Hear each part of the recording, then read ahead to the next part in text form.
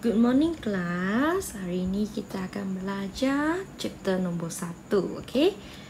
Sini sila sediakan buku teks kamu orang. Chapter 1, quadratic functions and equation in one variable. Okay. Jadi hari ini kita akan tengok dulu subtopik 1.1 iaitu quadratic functions and equation. Okay, quadratic functions and equation. Kita akan terus tengok page nombor 3 ya. Kita akan tengok page nombor 3. Apakah itu quadratic expression? Okay, apakah itu quadratic expression? Kamu nampak ini kah? Quadratic expression actually dia adalah satu expression di mana power paling tinggi bagi variable adalah 2. Contohnya saya letak satu expression di sini. Apakah variable saya dalam equation ini? Definitely adalah sama dengan X. Variable saya adalah X. Kalau saya bagi example lain, contohnya S tambah Y tambah Z. Jadi, apa yang kamu boleh dapat di sini adalah variable untuk expression ini adalah S, Y dan juga Z. Okay, ini adalah variable. Jadi, power untuk variable ini maksimum adalah 2. Tak boleh lebih daripada 2. Kamu boleh, power dia bolehlah 0, bolehlah 1 ataupun 2. Tak boleh lebih daripada 2. Kalau 3, 4, 5, 6, 7, manakala expression itu tidak akan dipanggil quadratic expression. Jadi, lagi the general form, okay, apa? Bentuk yang umum untuk quadratic expression adalah ini. Sila memorize general form ini. AX kuasa 2 tambah BX tambah 3. Ini adalah bentuk umum bagi quadratic expression. Okay, let us continue. Apakah itu A, B dan C? Okay, kamu nampak kan? Untuk bentuk umum ni ada A, ada B, ada C. Jadi A, B, C ini adalah constant, adalah satu nombor. Dan satu syarat untuk quadratic expression ialah A tidak boleh sama dengan 0. B sama dengan 0 boleh diterima. C sama dengan 0 boleh diterima. Cuma A saja. A tidak boleh sama dengan 0. Okay, jadi dia bagi example di sini kan. A S kuasa 2 tambah 2X tolak 1 adalah quadratic expression. Kamu boleh tengok dia punya apa? Dia punya power di sini tak lebih daripada 2 kan. Jadi ini adalah dikira quadratic expression.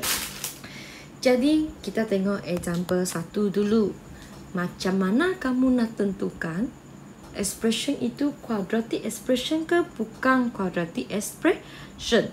Jadi untuk sini kita akan bermula dengan example 1A. 2x kuasa 2 tambah dengan 5. Adakah ini quadratic expression? Pertama, kamu kena tengok power dia lah. Kamu tengok power dia adalah 2. Dia, okay, keadaan ini memenuhi syarat lah. Sebab saya cakap tadi kan, highest power. Power yang tertinggi adalah 2. Tak boleh lebih 2. Jadi, kalau power di sini 2, boleh diterima. Lagi satu. Yang ini, sebab soalan ni yang minta, saya lupa bagi tahu soalan dia minta quadratic equation in one variable. Quadratic equation in one variable means that kamu punya variable tak boleh lebih daripada 1 lah. Untuk equation ni, kamu cuma ada satu variable saja iaitu S. Jadi ini boleh diterima. Satu lagi, A kamu. Digit di depan S kuasa 2 ini adalah 2. Manakala A tidak sama dengan 0,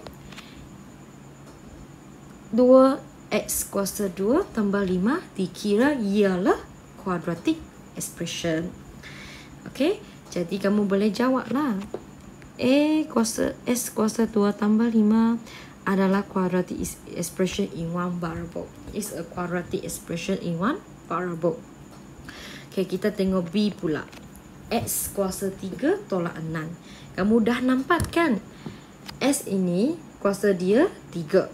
Kuasa dia 3. Manakala tadi saya cakap salah satu syarat satu expression boleh dijadikan quadratic expression adalah dia punya power tak boleh lebih daripada 2. Memandangkan 3 ni dah lebih daripada 2, manakala kamu boleh buat keputusan, buat konklusi bahawa X kuasa 3 tolak 6 ini bukan quadratic equation. It's not a quadratic expression. Because the highest power of the variable X is 3. Dia punya kuasa tertinggi adalah 3. Okay, kita tengok ke C. 3x power 2 3x kuasa 2 tambah 2y tambah 1. Adakah ini adalah quadratic expression in one variable? Bukan. Dia bukan quadratic expression in one variable. Sebab kamu boleh nampak dua variable di soalan ini.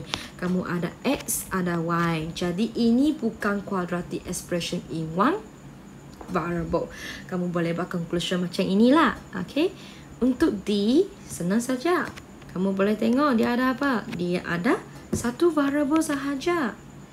Kuasa dia tak lebih daripada 2 kan? Lagipun dia punya A adalah 1/2. Dia tak lebih, dia tidak bersamaan dengan kosong. A dia tidak bersamaan dengan kosong. Manakala kamu boleh buat keputusan bahawa D ini adalah quadratic expression in one variable. Okay, let us continue to E. Kamu boleh nampak sini. Okay, my memory maksudnya kamu dah belajar dulu. 3 per X kuasa 2. Kalau kamu nak pindahkan denominator ini, kamu akan dapat 3X sama dengan negatif 2. Kamu just selip negatif 2. X2 denominator akan jadi X kuasa negatif 2. Okay, jadi kita balik ke soalan sini. 2x kuasa 2 tolak dengan 3x kuasa negatif 2. Seperti yang mana saya bagi tahu, kamu punya kuasa untuk variable x bolehlah 0, bolehlah 1, bolehlah 2. Kamu dah boleh, tak boleh, kuasa dia tak boleh lebih daripada 2. Dan satu lagi dia tak boleh ialah apa-apa negatif value macam negatif 1, negatif 2, negatif 3. Yang ini tidak diterima. Yang ini diterima. Jadi kamu boleh nampak di sini 2x kuasa 2 tolak 3 per x kuasa 2 is not a quadratic expression because there is a variable, okay, yang ini with a power which is not a whole number. Bukan nombor lengkap. Jadi dia bukan quadratic expression. Nampak F ke? Sama juga, kamu dapat x kuasa 1/2. Actually dia adalah x kuasa 0.5. Seperti apa yang saya bagi tahu tadi, x ini kamu bolehlah power 0, power 1, power 2, tetapi tak boleh 0.5, 0.7, 1.6. Tak bolehlah digit-digit begini yang ada decimal place, bukan. Fraction, pecahan pun tak boleh. Dia mesti whole number, nombor lengkap. Jadi sekarang kamu sudah belajar kan macam mana nak tentukan expression ini adalah quadratic expression in one variable or this expression is not a quadratic expression in one variable. Seterusnya kita akan sambung. Tadi saya bagi tahu kan, general form untuk quadratic expression adalah A S kuasa 2 tambah BS tambah C. Jadi di sini kamu boleh nampak satu bentuk umum kan untuk quadratic expression. Jadi apa yang saya mau buat di sini adalah kamu boleh tengok dulu, kamu boleh hafal dulu bentuk umum ini. Kamu akan dapat soalan macam ini. Jadi kamu compare lah, kamu bandingkan dengan dengan bentuk umum. Jadi daripada sini kamu boleh nampak A actually sama dengan 2. Positif B sama dengan negatif 3. Positif C sama dengan positif 1. Kamu boleh buat satu comparison di sini. Jadi kamu akan dapat A sama dengan 2, B sama dengan negatif 3. Jangan lupa negatif ya. Dan C sama dengan 1. Jom kita sambung. B. 2x kuasa 2 tolak 4. Di sini dia lebih susah, lebih complicated sedikit lah. Sebab kamu susah mau cari bentuk begini. AS kuasa 2 tambah BX tambah C. Ini adalah saya punya bentuk umum, general form of quadratic expression. Jadi saya bolehlah susun begini. AX kuasa 2 tolak 4. Sebab saya tak ada S ni kan. Kamu nampak tak? Tak ada S dalam expression ini. Jadi saya letak kosong sajalah. Saya just letak kosong X. Jadi daripada sini kamu bolehlah tahu A sama dengan 2, B sama dengan kosong, C sama dengan negatif 4. Kamu boleh isi di sini 2, kosong, negatif 4. A saya ialah 2, B ialah kosong, C ialah negatif 4. Ingat kamu kena susun daripada S kuasa 2 sampailah S kuasa 1, barulah tak ada S di belakang. Itu adalah C. Digit yang tak ada X, tak ada variable X bersama, itu adalah dikira constant C. Okay, jom kita sambung dengan soalan C. Sama, untuk carikan value nilai untuk A, B dengan C ni, kamu kena tulis dulu general equation di sini. Hafal saja general equation. Dari sini kamu boleh compare. Nilai A ialah 1/2, nilai B ialah 5, nilai C ialah negatif 3/2. Jadi jawapan kamu bolehlah tulis sini. A sama dengan 1/2, B sama dengan 5, C sama dengan negatif 3/2. Okay, jom kita sambung dengan soalan D. Okay, kita sambung dengan soalan D. A S kuasa 2 tambah BS tambah C. Kalau kamu nampak negatif S1, dia tak ada digit di depan kan? Kamu just assume 1 lah. Digit dia adalah 1 di sini, 1 di sini. Jadi kamu buat comparison. A adalah sama dengan negatif 1, B sama dengan 1, C sama dengan kosong di belakang. Okay, C sama dengan kosong. Jadi jawapan kamu untuk A adalah negatif 1, B adalah 1, C adalah kosong. Okay, jom kita sambung dengan E. Sama, just tulis dulu bentuk umum dia macam mana. Selepas tu kamu compare sajalah. Negatif X power kuasa 2, letak 1 di depan. Kamu boleh nampak A sama dengan negatif 1, B sama dengan negatif 3, C sama dengan negatif 9. Negatif 1, negatif 3, negatif 9. Okey, untuk F pula. A X kuasa 2 tambah BS tambah C. Yang ni expression dia begini saja kan. Kamu boleh tambahlah kosong biar nampak jelas sikit. Kamu letak kosong di belakang. Kamu boleh buat satu konklusi. A sama dengan 1/2, B sama dengan kosong, C sama dengan kosong. Jadi jawapan kamu di sini A adalah 1/2, B adalah kosong, C adalah kosong. Ini adalah cara yang sangat mudah untuk kamu carikan nilai untuk A, B dengan C. Ingat kamu kena hafal dulu bentuk umum dia, barulah kamu boleh cari nilai A, B, C dengan tepat. Okey, jadi di sini kamu boleh buat satu konklusi bahawa the quadratic expression can be written in the form of A X kuasa 2 tambah BS tambah C. Semua quadratic expression kamu boleh tulis dalam bentuk ini, di mana A tidak boleh sama dengan kosong. A tidak boleh sama dengan kosong. Okey, jadi ini adalah kerja rumah kamu orang. Balik, Sila buat, sila tanda, cikgu bagi masa, kamu tanda ataupun screenshot. Self practice 1.1a, kamu kena buat soalan 1 C, D, E, I dan soalan 2 B, D, F, H, I. Selepas korang buat dalam buku nota, buku tulis, sila ambil gambar dan send kepada saya secara personal. Saya mau tengok kerja rumah kamu ada siap ke tak sebelum hari Ahad ini. Okey, sebelum hari Ahad ini. Okey, screenshot ya. Selepas tu, biar kita bersambung dengan quadratic function and many to one relation.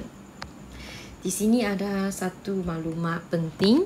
Apakah perbezaan antara quadratic expression dengan quadratic function?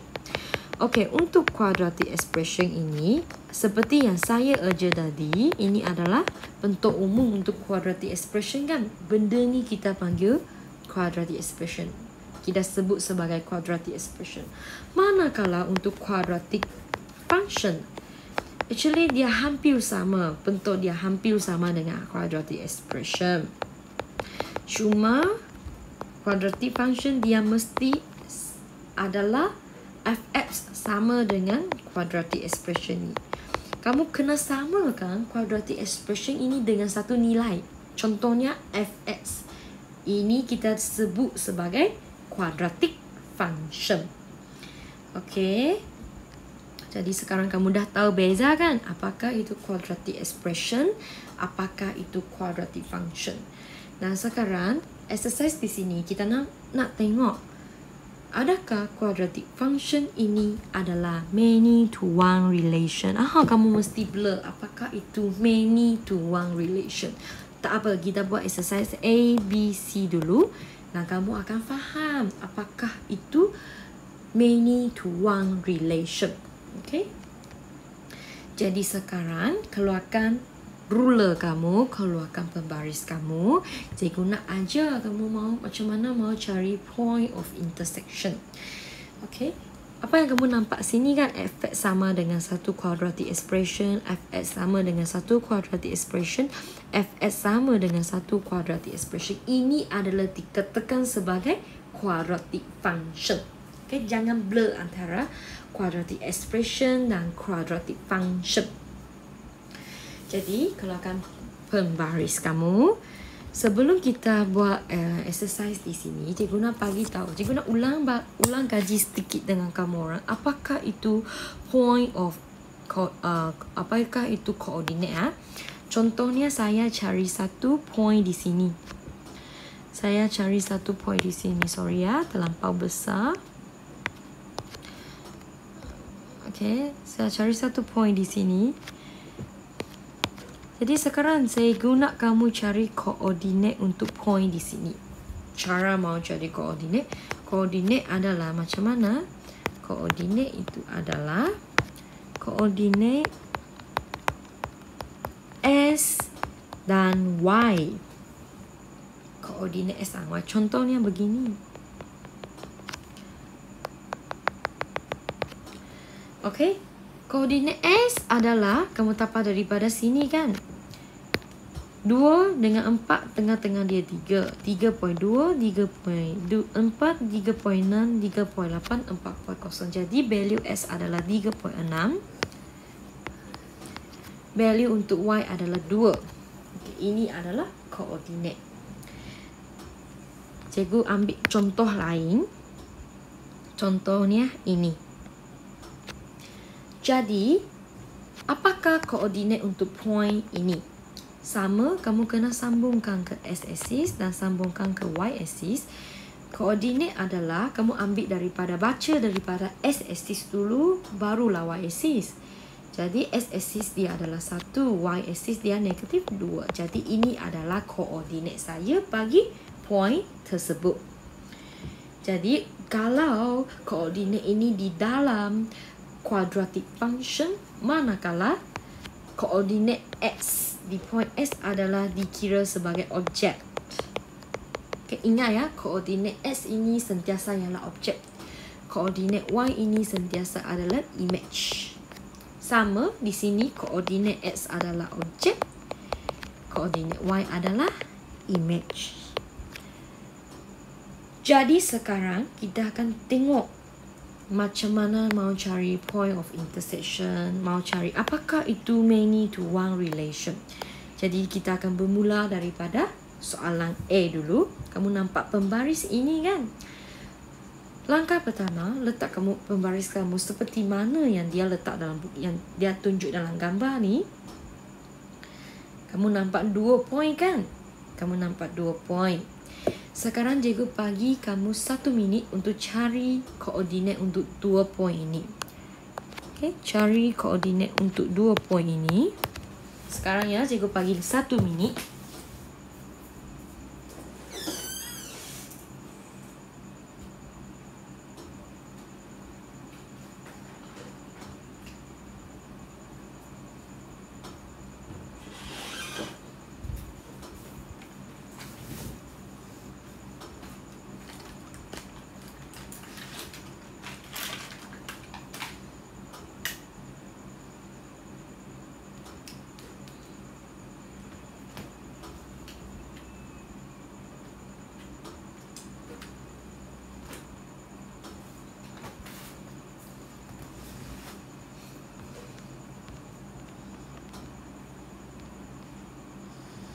Okey, daripada sini kamu akan dapat apa? Kamu kena buat dotted line di sini. Kamu kena buat dotted line di sini, okey? Cikgu kena tukar dengan okey, ini kamu punya S koordinat. Dapat bacaan 1 kan? Untuk sebelah kanan, bacaan dia adalah 4 kan? 4. Jadi koordinat dia adalah negatif 1 dengan 4. Nampak kan? Negatif 1 dengan 4.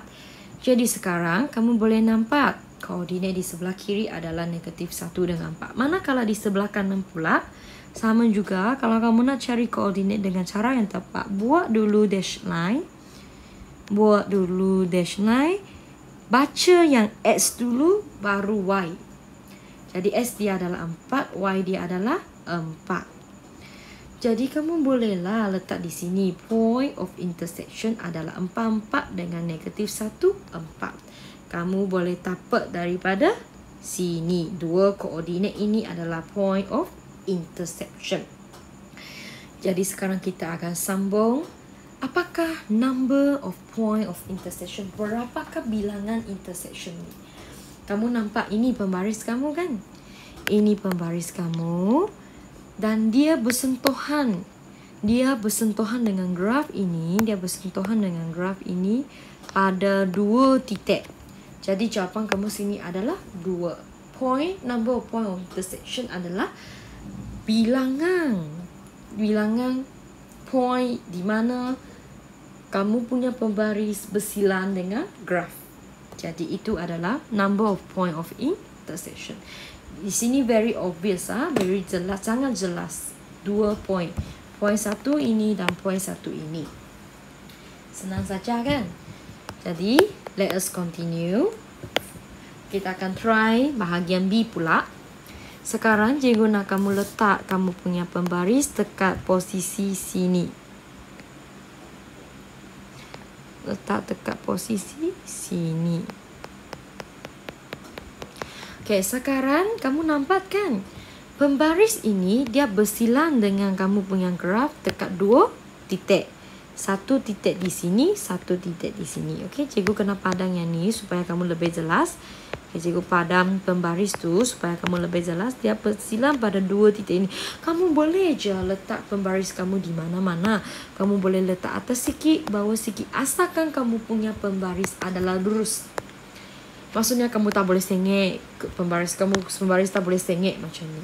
Kamu kena luruskan kamu punya pembaris. Dia kena parallel dengan S-axis ini. Okey ya. Jadi sekarang kamu dapat 2 point kan. Cari koordinat untuk 2 point ini. Sila cari koordinat untuk 2 point ini. Kamu boleh letak 2 di sini sebab kamu dah tahu kan. Number of point of intersection adalah bersamaan dengan 2. Sebab dia bersilang di 2 tempat. Bila pembaris ditempatkan di satu posisi yang lurus. Jadi kamu akan dapat koordinat di sini. Cuba buat garisan putus-putus. Saya boleh dapat koordinat Y adalah 0.6. Manakala koordinat S adalah 3. Manakala untuk koordinat di sini adalah 3.4 dan koordinat Y adalah 3. Jadilah kamu bolehlah letak point of intersection 0.6 dengan 3 dan 3.4 dengan 3. Okey, ini adalah point of intersection kamu. Selepas itu, kita akan cuba dengan soalan C. Pembaris ni, cikgu bagi petala ya. Kamu letak pembaris kamu di sini. Okay, kalau kamu tak nak letak di sini, kamu boleh letak di sini juga, di sini juga, di sini juga. Asalkan kamu punya pembaris adalah parallel dengan S-axis. Okay, tak boleh sengit. Pembaris kamu tak boleh sengit. Sengit sikit pun tak boleh. Mesti lurus. Okay, kamu akan dapat 2 point of intersection kan? Sini dengan sini. Okay, cikgu padan ruler ni supaya kamu boleh nampak dengan jelas sikit. Kamu dapat 2 point of intersection kan? Jadi kamu letak 2 dulu di sini. Kamu letak 2 dulu. Okey, seterusnya kamu boleh tengok point of intersection yang pertama. Apakah koordinat dia? Kamu boleh baca. Ingat, baca posisi S dulu. Baca S baru baca Y. S dia adalah negatif 0.6 dan juga 4. Manakala untuk sebelah kanan, baca dulu S diikuti dengan Y. Kamu akan tengok koordinat adalah 3.6 barulah 4. Jadi kamu boleh letak kamu punya point of intersection di sini. Dan juga okey, letak dulu. Seperti yang mana saya bagi tahu tadi, untuk koordinat X dengan Y, untuk koordinat S dengan Y, X itu adalah objek, manakala Y sentiasa dijadikan image. Y sentiasa dijadikan image. Jadi kamu boleh tengok di sini, kamu boleh tengok di sini. Saya buat satu jadual supaya kamu lebih faham. Saya buat dekat tepi. Objek dengan image. Objek dengan image. Objek saya adalah untuk koordinat ini, kamu boleh nampak objek saya adalah 4 kan? Image saya 4. Ingat, koordinat S adalah objek, koordinat Y adalah image. Objek, image. Ini pun sama. Negatif 1 adalah objek, 4 adalah image. Jadi kamu boleh nampak di sini objek adalah negatif 1, image adalah 4. Kamu nampak tak satu bentuk, satu benda di sini ialah bilakah dua objek kamu adalah berlainan, tapi asalkan equation ini, expression ini adalah quadratic function, maka dia punya image adalah sentiasa sama.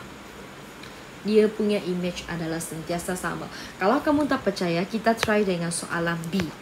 Kita akan try dengan soalan B. Cikgu buat satu jadual. Macam tadi, cikgu buat satu jadual. Yang ini adalah objek. Yang ini adalah image. Jadi di sini kamu boleh tengok 0.6 adalah koordinat X. Dia sentiasa ialah objek. 3 ni koordinat Y kan? Dia adalah image. Sama juga untuk koordinat ini. Saya akan dapat 3.4 dan 3. Nampak tak? Walaupun objek dia berlainan, tetapi mereka akan sentiasa dapat image yang sama. Okay, cikgu lupa bagi tahu tadi, objek berlainan tetapi image dia adalah sama. Ini kita panggil hubungan ini sebagai many to one relation. Maksudnya you got many object, but you always get the same image. Kamu ada dua objek yang berlainan, tetapi kamu sentiasa mendapat satu image yang sama. Dan hubungan ini kita dipanggil many to one relation. Okay, many to one relation. Kita sambung dengan C. Sama. Macam mana saya mau buktikan? Saya buat satu jadual dulu. Objek. Image. Okay, objek dengan image. Kamu tengok koordinat itu. Ini dulu. Negatif 0.6 dengan 4. Saya dah bagi tahu koordinat S ini adalah objek.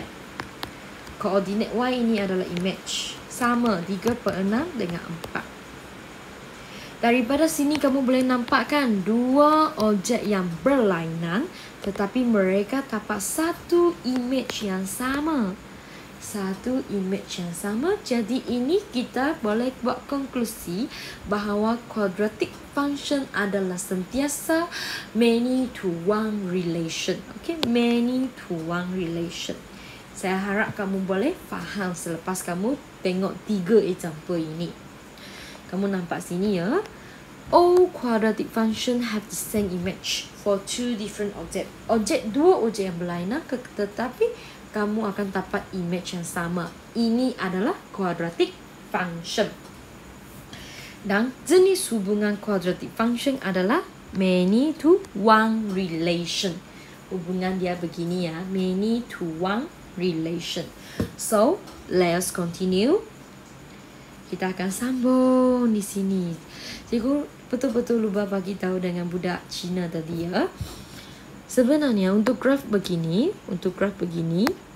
Fs sama dengan S kuasa 2 tambah Bs tambah C. Kamu akan nampak dua jenis graf. Sama ada bentuk U ataupun bentuk N. Jadi, bilakah saya punya quadratic function akan dapat graf U? Bilakah quadratic function saya akan dapat graf N? Ini kena bergantung kepada nilai A. Ini kena bergantung dengan nilai A.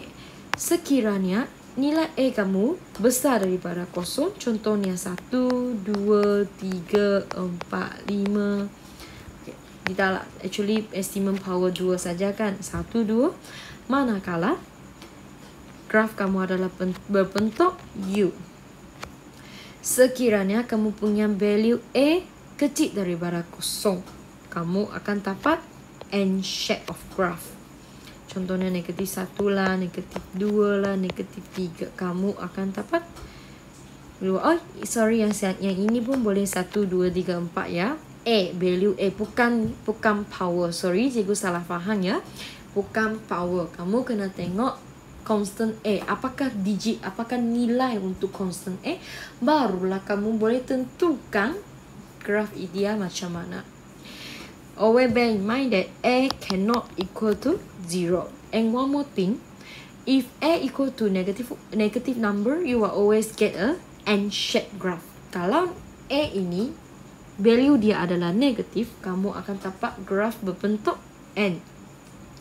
Sekiranya graf kamu adalah A, kamu dapat value yang positif, nilai positif, kamu akan sentiasa dapat graf berbentuk U. Okey, boleh ya? Dan satu perkara, sekiranya kamu dapat N shape, kamu akan sentiasa dapat satu maximum point. Ingat, kamu akan sentiasa dapat maximum point. Point yang paling tinggi. Kita panggil maximum point. Kita sebut dia maximum point. Kalau untuk U shape, shape U, bentuk U, graf yang berbentuk U, you will never get maximum point. Kamu tidak akan dapat point maximum. Kamu akan sentiasa dapat titik minimum. Okay, ini adalah minimum point. Boleh faham? Okay, boleh ya. Untuk S shape dan Y.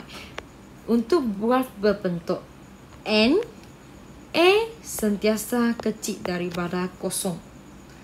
Kamu nak dapatkan shape U, bentuk U, A kamu kenalah besar daripada 0. Maksudnya kamu boleh A sama dengan 1, 2, 3, 100, 200. Boleh diterima ya. Jadi untuk A shape, N shape dengan U shape ni dah faham kan? Kita akan sambung dengan page 8. Yang ini adalah quadratic function kan?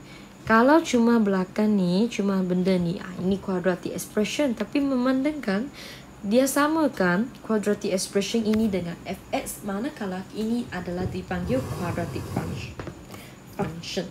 Dia cakap maximum point is obtained when a is smaller than 0. Bila nilai a kecil daripada 0, kamu akan dapat N shape. Ini adalah maximum point. Sekiranya a kamu besar daripada 0, kamu akan dapat satu graf berbentuk U. Manakala kamu akan dapat minimum point. Tak susah kan? Senang. Jadi kita akan tengok, okay? Maximum point, minimum point, kamu dah faham. Maximum point adalah point yang tertinggi. Minimum point adalah point yang terendah. Jadi di sini kamu dah tahu, kamu dah recognize term maximum point dengan minimum point. Jadi sekarang kita akan tengok apakah itu axis of symmetry. Apakah itu axis of symmetry? Bila satu garisan yang boleh pecahkan graf kamu ke bentuk yang setengah, maksudnya kedua-dua belah dia adalah sama lah. Dia boleh dibahagi kepada dua bentuk yang sama. Contohnya untuk N ini, saya boleh potong dia jadi setengah. Nampak kan? Saya ada satu garisan lurus yang potong dia menjadi setengah. Manakala garisan ini saya panggil dia axis of symmetry. Graf bentuk U pun sama. Kamu ada satu garisan kan yang boleh potong graf kamu ke setengah. Manakala garisan ini adalah dipanggil axis of symmetry. Jadi axis of symmetry ini dia mestilah sentiasa garisan mengufuk. Dia tak boleh garisan menegak ke? Garisan lurus, garisan melintang tak boleh. Dia mestilah garisan yang menegak. Okay, kamu tak akan dapat axis of symmetry yang garisan melintang begini tau. Kalau begini, mana? Sebelah dia macam ni, sebelah dia begini. Adakah dia macam mirror? Tak kan? Kalau kamu nak jadikan mirror, kamu mesti potong setengah lah. Biar sebelah dia dengan sebelah dia adalah mirror to each other. Adalah cermin kepada satu sama lain lah. Okay? Ini adalah axis of symmetry. Jadi kamu kena tahu apakah axis of symmetry, apakah itu maximum point, apakah itu minimum point. Seterusnya kita akan tengok macam mana kita nak cari equation of axis of symmetry. Equation of axis of symmetry, kita akan tengok macam mana kita nak cari equation. Sentiasa ingat, axis of symmetry kamu mestilah garisan menegak. Tidak boleh garisan melintang. Bukannya untuk quadratic function, axis of symmetry kamu adalah garisan menegak. Dan untuk garisan menegak, equation dia adalah S sama dengan apa? S sama dengan apa? S sama dengan apa? Axis of symmetry adalah garisan menegak itu. Tapi bila cakap pasal equation, kamu kena letak S bersamaan dengan nilai apa. Jadi kita tengok example 2A dulu. Kamu nampak garisan ni kan? Ini adalah axis of symmetry. Dan kamu boleh tengok. Kamu boleh tengok di sini dia potong di mana? Dia potong di S sama dengan 1. Jadi equation kamu adalah S sama dengan 1. Jadi kita sambung dengan B. Kita kena potong begini kan? Kita kena potong graf kita macam ini. Jadi kamu boleh tengok S ini potong dengan dekat posisi S sama dengan negatif 1 kan? Garisan ini di posisi S sama dengan negatif 1. Jadi equation of axis of symmetry adalah S equal to negative 1. Senang saja. Untuk C, kamu boleh nampak axis of symmetry boleh potong di sini kan? S sama dengan berapa? Kamu boleh ambil bacaan di sini. S sama dengan 1. Jadi equation dia S sama dengan 1. Boleh faham kan? Jadi sekarang kamu dah tahu apakah itu axis of symmetry. Macam mana mau cari equation of axis of symmetry. Apakah itu maximum point, apakah itu minimum point. Ini adalah summary. Ini adalah summary dia ya. Kamu boleh nampak kalau shape kamu adalah U shape, kalau kamu punya graph adalah berbentuk U, kamu akan sentiasa dapat minimum point, bukan maximum point. Kalau shape kamu adalah N shape, kamu akan sentiasa mendapat maximum point, bukan minimum point. Dan di mana satu garisan menegak yang boleh memotong graf kamu kepada dua belah, di mana dua belah itu boleh menjadi cermin kepada satu sama lain, manakala garisan itu kita namakan dia sebagai axis of symmetry. Dan cara kamu nak cari axis of symmetry adalah kamu baca koordinat X. Kamu baca dekat S axis ini. Apakah bacaan dia? Equation dia adalah S sama dengan nilai apa? Jadi, ini adalah kerja rumah kamu. Self practice 1.1b. Kamu kena siap soalan satu. Kamu kena buat soalan 1, 2, 1, 2 dan 3. Semua ni kamu kena buat. Tepat ini kamu tak payah copy soalannya, tak payah copy soalan, just tulis jawapan dalam buku tulis. Lepas tu ambil gambar, send di WhatsApp secara personal kepada saya. Okay, ini adalah kerja rumah kamu hari ini, self practice 1.1b. Take note ya, page 10, dan juga self practice 1.1a in page 5. Okay, soalan ini adalah soalan kamu, kerja rumah kamu. Hantar sebelum hari Ahad. Okay, lagi.